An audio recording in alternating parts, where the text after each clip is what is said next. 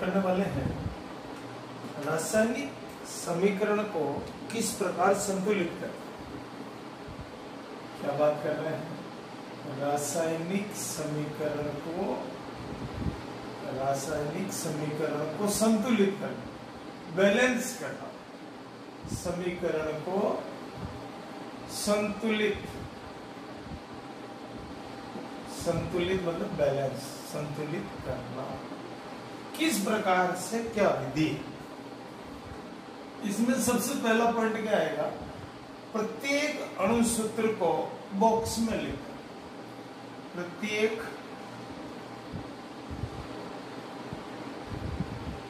अणुसूत्र को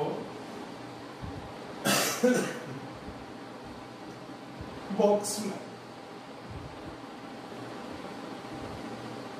में लिखते हैं।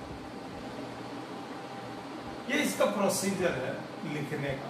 तो आपको जो भी अभिक्रिया दे रखी उसको डिब्बे में रखते हैं, बॉक्स बनाते हैं। फिर दूसरा, तत्वों को,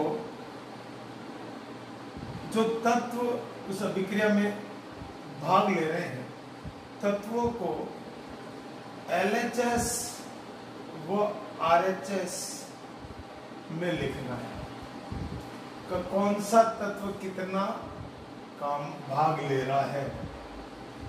तीसरा, जिस तत्व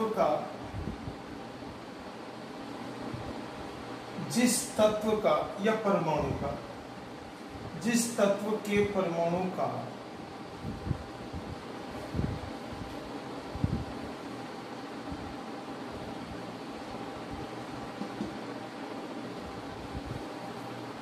अंतर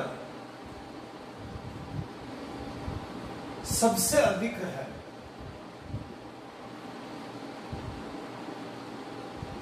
उससे पहले संतुलित कर, उसे पहले संतुलित कर। ये इसके कुछ चरण है। चरण का मतलब 7 चरण है, पर अपन इसको क्या शॉर्ट में कर देंगे। जिसका अधिक है या अंतर अधिक है उसको संतुलित। फिर क्या, एक शेष बचे हुए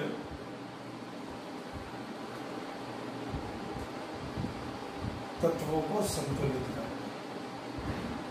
इस प्रकार से संतुलित कर। समझेंगे? एक उदाहरण से समझेंगे। MgO2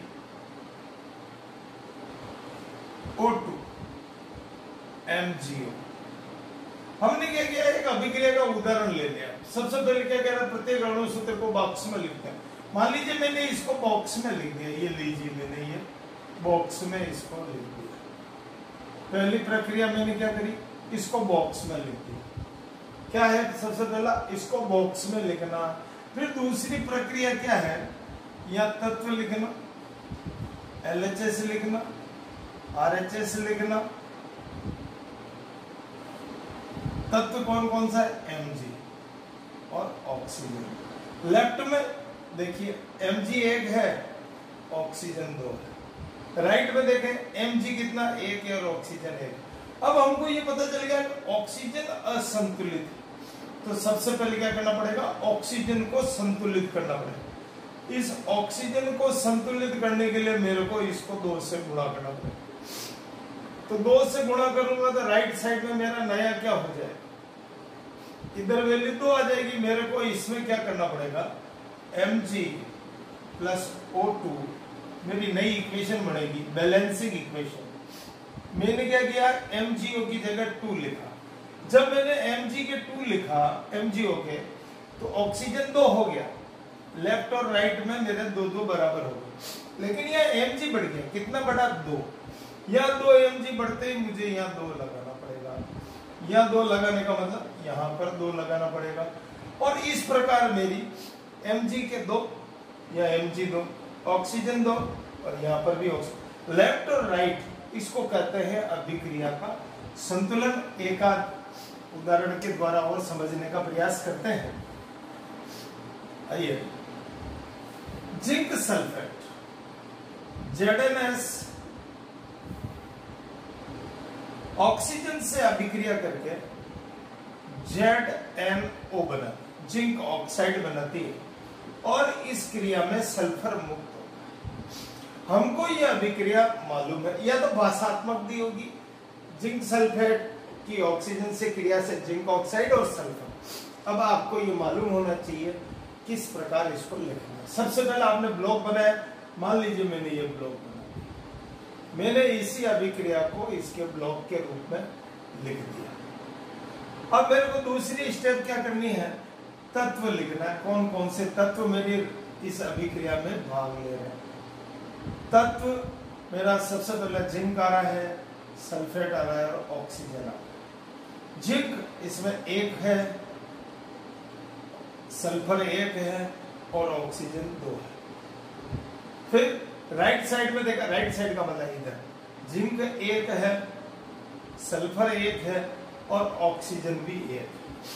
मुझे प्रारंभिक स्थिति में यह पता चला कि ऑक्सीजन यहां पर 2 परमाणु है और यहां पर ऑक्सीजन का 1 परमाणु है।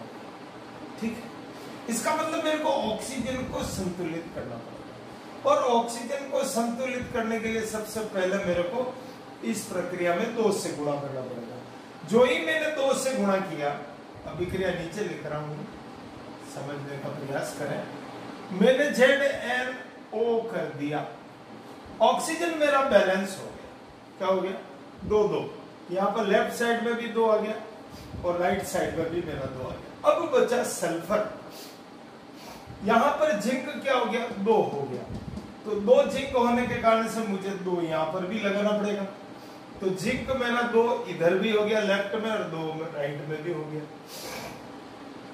फिर क्या हो रहा है कि यहाँ सल्फर बढ़ गया, सल्फर कितना हो गया, 2, यहां पर कितना 1, तो दोनों साइड में 2-2 लगाया और मेरी अभिक्रिया संतुलित होगी। 2ZnS plus O2, 2ZnO 2S, क्या हो रहा है, जिंक सल्फाइड ऑक्सीजन से अभिक्रिया करके जिंक ऑक्साइड बना रहा है और सल्फर इसमें इस क्रिया में मुक्त हो रहा है। एक अभिक्रिया और देखें, एक अभिक्रिया संतुलित करना केमिस्ट्री का सबसे पहला प्रोसीजर है। N2H2 नाइट्रोजन की जब हाइड्रोजन से क्रिया होगी तो अमोनिया बनेगी, अमोनिया गैस। NH3 बॉक्स में बना दिया, बॉक्स में रख दिया। हमने ये मान लिया कि हमारे पास जो स्थिति आ रही है तत्व की, नाइट्रोजन और हाइड्रोजन, क्योंकि 2 ही तत्व काम आ रहे हैं। लेफ्ट में 2 नाइट्रोजन है, हाइड्रोजन 2 है, इधर हाइड्रोजन नाइट्रोजन 1 है और ये 3 है। अब मेरे को क्या करना पड़ेगा, सबसे पहले मैं हाइड्रोजन को संतुलित करूंगा और हाइड्रोजन को संतुलित, ये 3 है और ये 2 है, इसका मतलब मैं इसको यहां पर 3 से गुणा करता हूं। क्या कर रहा हूं, 3 से गुणा कर रहा हूं। अब मैं 3 से गुणा करता हूं तो मेरा यहां 3n, सॉरी हाइड्रोजन कितना हो जाएगा, हाइड्रोजन को 3 से गुणा किया तो 3H2 हो गया। कितना हो गया, 3H2, कितना हो गया, 3। तो ये हो गया, 3 को जब 2 से गुणा करेंगे तो ये 6 आएगा। अब मेरे पास राइट साइड में तो 2 ही है, राइट साइड में 3 है, NH3। अब इसको अगर मैं 2 से मल्टीप्लाई कर देता हूं तो ये मेरा 6 हो जाता है। बैलेंसिंग इक्वेशन है, ये मेरा 6 और 6 हो गया, या 3 हो गया, हाइड्रोजन 6 हो गया, लेकिन यहां नहीं हुआ तो मुझे 2 यहां बढ़ाना पड़ेगा।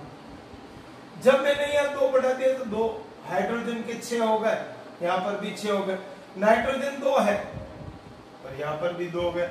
इस प्रकार ये मेरी बैलेंस वाली इक्वेशन हुई। एक और देखें, एक अभिक्रिया और देखने से आपको इसका सिस्टम क्लियर हो जाएगा। FeH2O से रिएक्ट हो रहा है, किससे हो रहा है, H2O से। ये Fe3O4 बना रहा है, Fe3O4 और हाइड्रोजन मुक्त कर रहा है। ये फेरस ऑक्साइड। तत्व कौन सा, ब्लॉक बना दिया, Fe, hydrogen oxygen, left right. Left में फेरस 1, हाइड्रोजन 2, ऑक्सीजन 1। ऑक्सीजन कितना, 1। राइट में देखें फेरस 3, ऑक्सीजन 4, हाइड्रोजन 2। अब सबसे पहले हमको क्या करना पड़ेगा, हाइड्रोजन 2 आ रहा है, यहां पर भी 2 आ रहा है। ऑक्सीजन कितना कितना आ रहा है, 4 और 1 आ रहा है। अब हमको इसको बैलेंस करना पड़ेगा। कैसे करेंगे, यहां 4 है और यहां 1 है, इसको अगर मैं 4 में कन्वर्ट कर देता हूं, ऑक्सीजन को बढ़ाने के लिए मैं यहाँ 4 करता हूँ, क्या करता हूँ, Fe 4H2O, तो मेरा क्या हो गया, इंटू 4 हो गया हाइड्रोजन, ऑक्सीजन से 4 होता है, ये 4 और ये 4 बदल गया। लेकिन जो ही मैंने इसको 4 हाइड्रोजन से गुणा करूंगा तो ये मेरा 8 हो गया। कितना हो गया, ऑक्सीजन 4 हो गया, लेकिन हाइड्रोजन कितना हो गया, 8 हो गया। हाइड्रोजन 8, अब हाइड्रोजन 8 के लिए मेरे को क्या करना पड़ेगा, या मेरे पास 2 है, इसको भी मुझे किससे गुणा किया, 4 से, इसको भी मैंने किया 4 से, तो ये कितना हो गया, 8 8। ये मेरा बैलेंस हो गया। लेकिन यहां पर एक जगह पर मुझे और बैलेंस करना पड़ेगा।